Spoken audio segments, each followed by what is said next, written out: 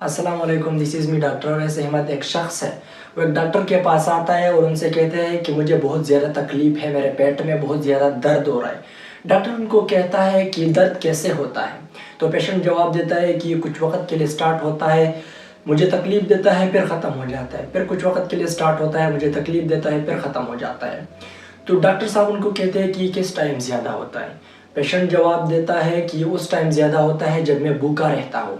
तो डॉक्टर जवाब में कहते हैं कि भाई कुछ खाते क्यों नहीं? वो कहता है कि डॉक्टर साहब असल मसला तो ये है, मुझे इंडाइजेशन का मसला है, मेरा तो एक हाज़मा नहीं होता। दूसरी बात ये है कि मेरा दिल खाने को नहीं करता, मैं कुछ खा नहीं सकता। और आप मेरे वज़न को देखो डॉक्टर साहब, इसी वजह से मेरा वज़न ख़त्म हो गया है। वो डॉक्टर साहब को कहते हैं कि मुझे वोमिटिंग भी आती है, मुझे उल्टियाँ भी आती है। डॉक्टर उनको कहता है कि आपके पीसीस का, आपके पखाने का कलर कैसा है? तो वो उनको कहता है कि डॉक्टर साहब मेरे पखाने का कलर बिल्कुल डार्क ब्लैक है। डॉक्टर उनको डायग्नोस करता है एच पाइलोरी के पेशेंट के तौर पर। एच पाइलोरी सबसे कॉमन है जिस मुल्क में, उस मुल्क का नाम है नाइजीरिया। 87.7% लोग नाइजीरिया के इस बीमारी के शिकार है।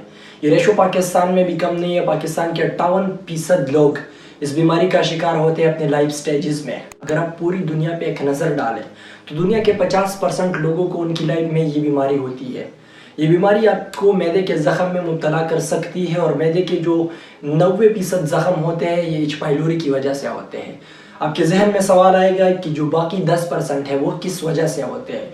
जो बाकी 10% है वो एक मेडिसिन है जिसको कहते हैं इंसेट्स, जो कि हम लेते हैं दर्द के लिए। इंसेट की वजह से बाकी 10% आपको मैदे की तकलीफ होती है। लेकिन जो असल सवाल है वो ये है कि आखिरकार ये बीमारी होती क्यों है? ये बीमारी एक बैक्टीरिया है जिसका नाम है हेलिकोबैक्टर पाइलोरी। ये उसकी वजह से होती है। हेलिकोबैक्टर पाइलोरी आती है और आपके मैदे पे अटैक करती है, आपके मैदे को ज़ख्मी करती है। लेकिन एक और सवाल आपके जहन में होगा कि ये तो अटैक करती है मैदे पे, लेकिन ये एक शख्स से दूसरे शख्स में कैसे ट्रांसफ़र होती है? इसकी ट्रांसफ़र माउथ टू माउथ होती है, इसकी ट्रांसफ़र वोमिटिंग के ज़रिए से भी हो सकती है और इसकी ट्रांसफ़र फीसिस के ज़रिए से भी हो सकती है। अगर आप माउथ टू माउथ किसिंग करते हो तो इसकी वजह से भी हो सकती है।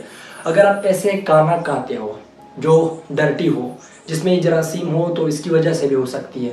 अगर आप साफ पानी नहीं पियोगे तो उसकी वजह से भी हो सकती है। अगर आप ऐसे बर्तनों को इस्तेमाल करते हो जिसको हेलिकोबैक्टर पाइलोरी वाले ने इस्तेमाल किया है तो फिर भी आपको ये बीमारी हो सकती है। कि इस जरासीम की डिस्कवरी कैसे हो गई? दो साइंटिस्ट थे, एक का नाम था डॉक्टर मार्शल और दूसरे का नाम था डॉक्टर फेरन। डॉक्टर फेरन ने 50 बायोप्सी चेक की उन पेशेंट की जिनको कोई मैदे का मसला था। 50 बायोप्सी चेक करने के बाद वो कहता है कि उनके मैदे में एक जरासीम था जो स्पाइरल शक्ल का था, जो कर्व शक्ल का था। तो उसने ये बात डिस्कस की डॉक्टर मार्शल के साथ। डॉक्टर मार्शल ने डॉक्टर वेरन को सपोर्ट कर दिया और दोनों ने मिलकर 100 मजीद बायोप्सी लोगों की ली। 100 मजीद बायोप्सी लेने के बाद उन दोनों ने ये कन्फर्म कर दिया कि हमारे मैदे के ज़ख़म का जो मेन वजह है वो एक जरासीम है और उस जरासीम का नाम है हेलिकोबैक्टर पाइलोरी। इसका मैकेनिज़्म क्या है?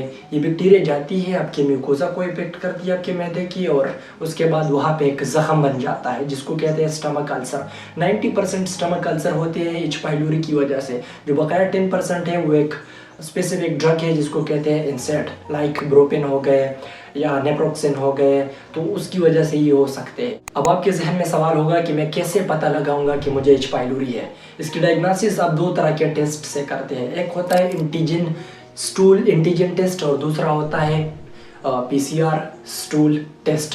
इन दोनों टेस्टों को आप कर सकते हैं। अगर आपको पहली मर्तबा हुआ है तो आपको चाहिए कि आप जाके स्टूल एंटीजन वाला टेस्ट करें। अगर आपको बार बार होता है तो फिर आप पीसीआर वाला टेस्ट करें। डॉक्टर्स कैसे करते हैं? सिर्फ मेडिकल के स्टूडेंट के लिए है। इसका इलाज जो होता है उसको कहते हैं ट्रिपल थेरापी। ट्रिपल थेरापी में क्या करते हैं? वो 2 एंटीबायोटिक देते हैं और 2 एंटीबायोटिक के साथ एक पीपीआई देते हैं जिसको कहते हैं प्रोटॉन पंप इनहिबिटर, जो आपकी एसिडिटी को कम करते हैं। आप क्या दे सकते हैं मेडिकल के स्टूडेंट के लिए? सिर्फ ये क्लेरेथ्रोमाइसिन आप दे सकते हैं, 2 एंटीबायोटिक्स, फ्लैजिल आप साथ में दे सकते हैं, 2 एंटीबायोटिक्स आपकी चॉइस पे, वो पेशेंट फैक्टर पे डिपेंड करते हैं। टेट्रासाइक्लिन के एंटीबायोटिक आप लोग दे सकते हैं। एंटीबायोटिक के साथ साथ आप लोग पेंटाप्राजोल, एसोइमेप्राजोल, इमेप्राजोल ये भी दे सकते हैं। लेकिन अगर एक पेशेंट है वो पीपीआई नहीं ले सकता तो आपको चाहिए कि फिर जाए और उसको हिस्टामिन ब्लॉकर दे दे। हिस्टामिन ब्लॉकर में आप सिमेटिडीन भी दे सकते हैं, आप निज़ाटिडीन भी दे सकते हैं। नेचुरल खुराक से है जो अगर आप लोगे तो आपको एच पाइलोरिया नहीं होगा। एक उसमें है शहद। कुछ रिसर्च के मुताबिक शहद एच पाइलोरिया के ग्रोथ को स्टॉप करते हैं। दूसरी बात यह है, अगर आप अपनी लाइफ में काफ़ी को शामिल करते हैं तो ग्रीन टी में एक एंटीऑक्सीडेंट होता है जिसको कहते हैं कैटेचिन आपकी इस बैक्टीरिया के ग्रोथ को स्टॉप करता है। एक तीसरा चीज़ जो सब लोगों के घर में अवेलेबल है मेरे ख्याल में, वो है गाय का दूध। अगर आप मिल्क लोगे गाय वाला तो उसमें लैक्टोपेरिन एक ग्लाइकोप्रोटीन है, वो होता है जो इस H. पाइलोरी के ग्रोथ को स्टॉप कर सकता है और आप इस बीमारी की तरफ नहीं जाएंगे। पाइलोरी के मरीजों के लिए डाइट प्लान क्या होगा? सिंपल है डाइट प्लान। उन चीज़ों को ना खाएं जो आपकी मैदे की तेज़ाबियत ज़्यादा करती है, उन फ्रूट्स को ना खाएं जो आपकी मैदे की तेज़ाबियत ज़्यादा करती है। लाइक कुछ सिट्रस फ्रूट्स हैं जो आपके मैदे की तेज़ाबियत ज़्यादा करती है तो आपने उन फ्रूट्स को अवॉइड करना है।